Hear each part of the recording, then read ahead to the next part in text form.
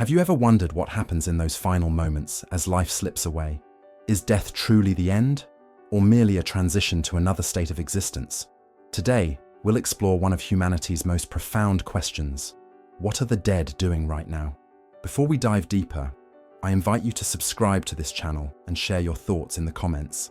Join us as we explore the fascinating insights of Edgar Cayce, known as the Sleeping Prophet, whose remarkable readings on the afterlife continue to intrigue both spiritual seekers and skeptics alike. Imagine being fully aware that your final moments in this world are approaching. The experience is deeply personal, filled with thoughts and emotions unique to each individual. As death approaches, many feel a mixture of fear, peace, sadness, or even a connection to something transcendental. For some, these final moments become a spiritual awakening, an inner peace that transcends the fear of the unknown. Edgar, through his trance readings, described death not as an ending, but as a liberation. Death is just a doorway, he reportedly stated during one of his readings, a transition from the physical realm to the spiritual one, where consciousness continues to exist and evolve. According to biblical texts, particularly Ecclesiastes, death appears to be a state of inactivity where the dead cannot participate in earthly activities. There is no work or thought or knowledge or wisdom in the grave where you are going, states Ecclesiastes 9:10. This perspective emphasizes the transient nature of our physical existence. However, both the Bible and Edgar's readings reveal a deeper truth that transcends this limited physical perspective. Although our physical bodies return to dust, the soul, which is immortal, continues to exist, journeying toward its eternal destination. In Matthew 25:46, Jesus speaks of eternal life and eternal punishment, suggesting consciousness continues after death. This aligns with Edgar's readings, which describe detailed landscapes and experiences of those who had passed on. What's particularly fascinating is how Edgar's descriptions of the afterlife often included elements that resonated with people from various religious backgrounds. He spoke of different planes or dimensions where souls would reside based on their spiritual development during earthly life. These weren't simply places of reward or punishment, but schools for continued soul growth. Let's pause for a moment and reflect. How might understanding the continuity of consciousness change how we live our daily lives? Would we make different choices if we truly believed our soul's journey continues beyond physical death? One of Edgar's most comforting insights was that souls who have passed on often remain aware of their loved ones still on earth. Unlike some religious teachings that suggest the dead know nothing of earthly matters, Cayce described a connection that transcends physical barriers, a spiritual bond that death cannot sever. These concepts aren't just abstract theological ideas. They address our deepest human fear, the unknown that lies beyond death. By exploring these perspectives, we can find meaning that helps us face mortality with greater understanding and perhaps even anticipation rather than dread. In our next chapter, we'll explore Cayce's specific descriptions of what happens immediately after death, the experiences souls encounter as they transition from physical to spiritual existence. We'll examine fascinating accounts of the life review, the greeting of loved ones who have passed before, and the initial orientation to the afterlife realms. What do you think happens in the moments after death? Have you had experiences that suggest consciousness continues beyond physical life? Share your thoughts in the comments below. When consciousness separates from the physical body, what exactly happens? According to Edgar Cayce's readings, the first experience after death is not judgment or oblivion, but rather a profound awakening.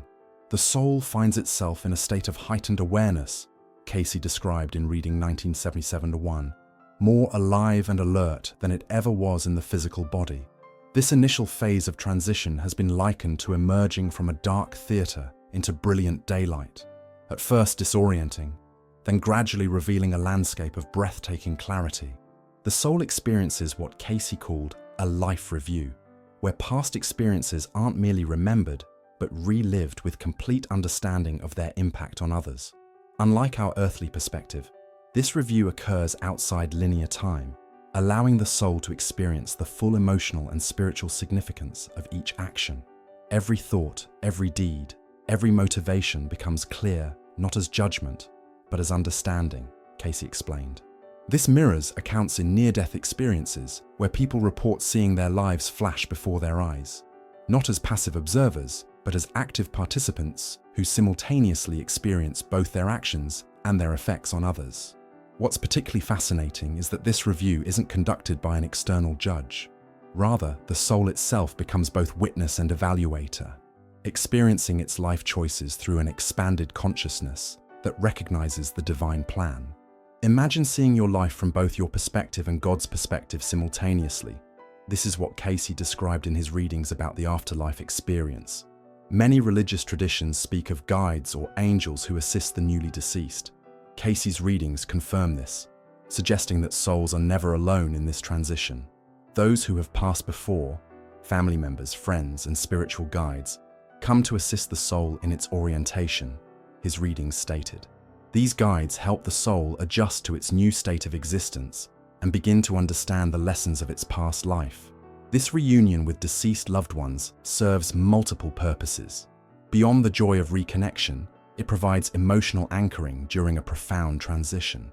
These familiar presences help the soul recognize that consciousness continues, that identity persists, even as the physical body is left behind.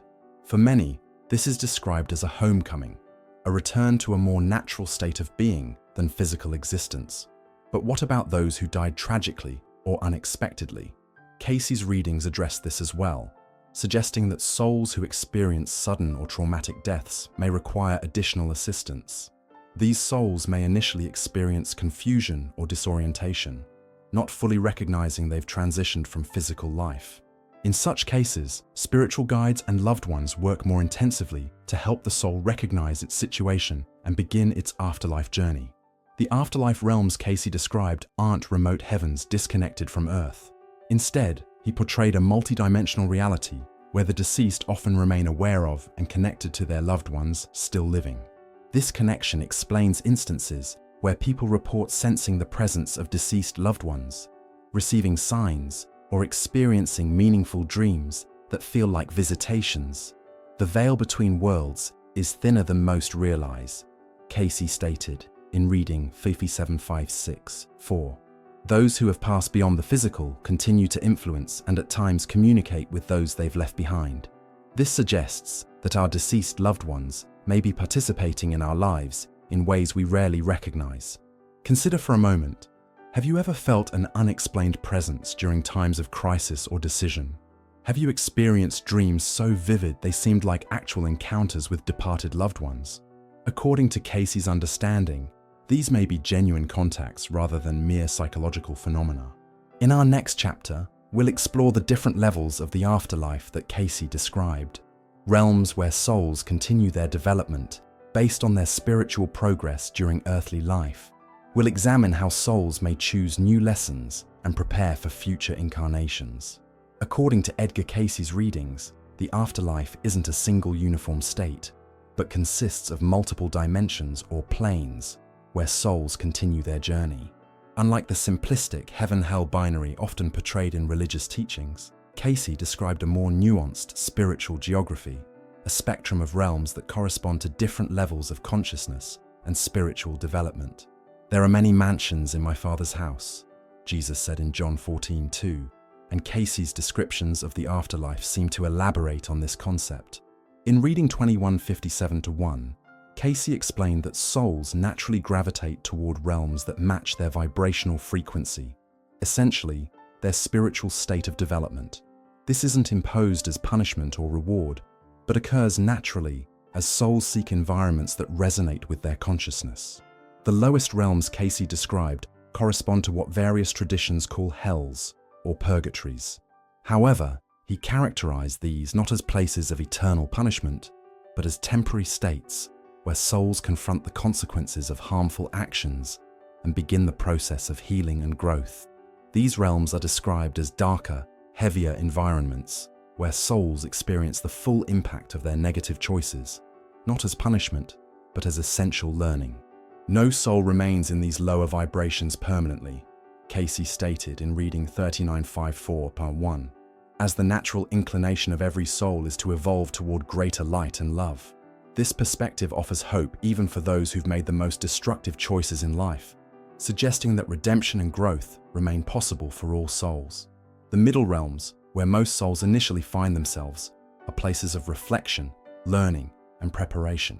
Here, souls process the experiences of their past lives, receive guidance from more evolved beings, and begin planning for future growth opportunities. These realms might be compared to spiritual schools, where souls continue their education between physical incarnations.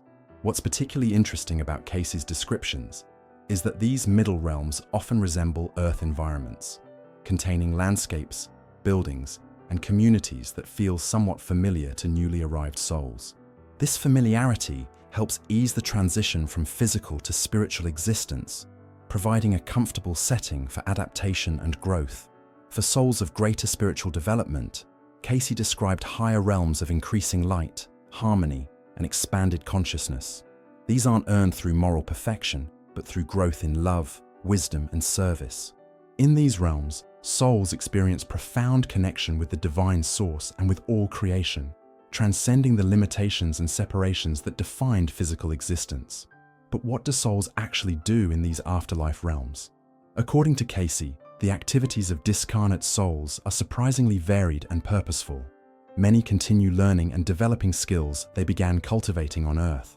Artists continue creating, though with light and energy rather than physical materials. Musicians compose and perform in ways that would transcend earthly limitations. Scholars pursue knowledge with expanded access to universal wisdom. The soul does not suddenly become omniscient upon death, Cayce clarified. Rather, it continues its journey of discovery from a new vantage point. This suggests that death doesn't instantly transform us, but rather releases us from physical limitations while preserving our essential identity and interests. Many souls also engage in service to others, both to other discarnate souls and to those still incarnate on Earth. This service might include guiding newly arrived souls, inspiring those on Earth through dreams or intuition, or helping souls prepare for new incarnations. Cayce suggested that those we experience as guardian angels might actually be discarnate souls who've chosen to assist us as part of their own spiritual growth. Perhaps most significant is Cayce's assertion that souls in the afterlife continue to make choices that affect their development. Free will doesn't end with death, but remains a fundamental aspect of spiritual existence. Souls can choose to advance or temporarily stagnate, to serve or withdraw, to prepare for reincarnation or remain in spiritual realms for extended periods. In our final chapter, we'll explore how souls prepare for and choose new incarnations, according to Cayce's readings. We'll examine the fascinating concept of life planning, how souls, with guidance from higher beings, select specific life circumstances to facilitate necessary growth and balance karmic patterns. Have you ever felt drawn to particular spiritual practices or philosophies that resonate with these concepts of afterlife realms? Share your thoughts in the comments below. The decision to reincarnate, according to Edgar's readings, isn't imposed by external forces, but represents a soul's choice to continue its evolution through new earthly experiences. In reading 2842-2, Edgar explained that souls typically choose reincarnation, not from necessity alone, but from the desire for expression in materiality. This perspective challenges deterministic views of karma, suggesting instead that reincarnation serves primarily as an opportunity for growth rather than punishment. What's particularly fascinating about Edgar's descriptions is the detailed planning that precedes each incarnation. Far from being random assignments, new lives are carefully crafted experiences designed to provide specific opportunities for development. Before rebirth, Edgar stated in reading 2533-8, the soul with its guides reviews what might be called a blueprint for its coming life, selecting circumstances, relationships, and challenges that will best serve its evolutionary needs. This life planning process involves selecting not only time periods and geographical locations, but also parents, potential partners, and other key relationships. Souls choose environments that will provide both challenges and supports appropriate to their developmental needs.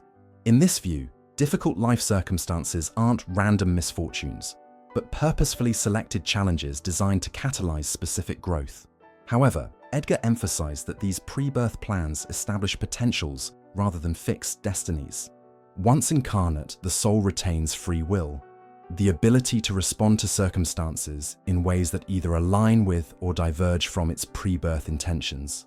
The soul sets the stage, Cayce explained, but how the incarnate self acts upon that stage remains a matter of choice. Edgar's readings suggest that souls often incarnate in groups, with souls who have shared previous lifetimes reincarnating during similar time periods to continue working out relationships and balancing karmic patterns. This explains why we sometimes experience immediate, powerful connections with certain individuals, recognitions that transcend logical explanation. These soul groups provide mutual support and challenges, creating a spiritual ecosystem for collective growth. The concept of life reviews appears again in this context. Just as souls review their completed lives upon death, they also review potential future lives before birth, experiencing in condensed form the opportunities and challenges each potential life path might offer. Based on this preview, and with guidance from more advanced beings, souls make informed choices about their next incarnation.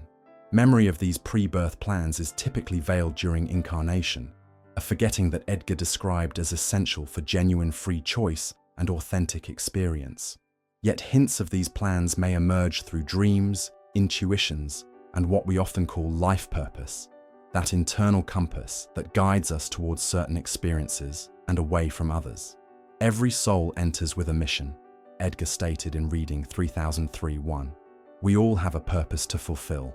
This sense of mission isn't externally imposed, but represents the soul's own highest intentions for its growth, the aspects of development it most wishes to address in a particular lifetime. For those concerned with the concept of eternal reincarnation, Cayce offered reassurance. Reincarnation, in his view, isn't an endless cycle, but a finite process with an ultimate destination. Eventually, after sufficient growth through multiple incarnations, souls complete their need for physical experience and continue their evolution in purely spiritual realms. Interestingly, Edgar suggested that Earth itself is evolving, gradually becoming a higher vibrational environment where consciousness and spirituality will play more prominent roles. As Earth changes, the nature of incarnational experiences available here also evolves, offering new opportunities for development that weren't previously possible. This perspective offers profound implications for how we view our current lives. Our relationships, challenges, talents, and even limitations may represent purposeful elements in a larger developmental plan, a curriculum we ourselves help design before birth. This doesn't negate free will, but contextualizes it within a broader framework of purposeful evolution. What feels like coincidence might actually be prearranged opportunity. What appears as limitation might be intentional challenge. And those persistent interests or callings we feel drawn toward may be echoes of pre-birth intentions, breadcrumbs leading us toward our chosen path of development. As we conclude this exploration of what the dead are doing now, we're left with a perspective that transcends both religious dogma and materialist skepticism. Death emerges not as an ending, but as a transition within an ongoing journey of consciousness, a journey that includes both physical and non-physical chapters, all serving the soul's evolution toward greater awareness, compassion, and connection. What do you think about these concepts of life planning and soul groups? Have you experienced connections or callings that seem to transcend logical explanation? Share your thoughts in the comments below. If you found value in this exploration, please subscribe to our channel and activate notifications to stay updated on our upcoming videos. Until next time, remember that our existence may be far richer and more continuous than our physical senses suggest.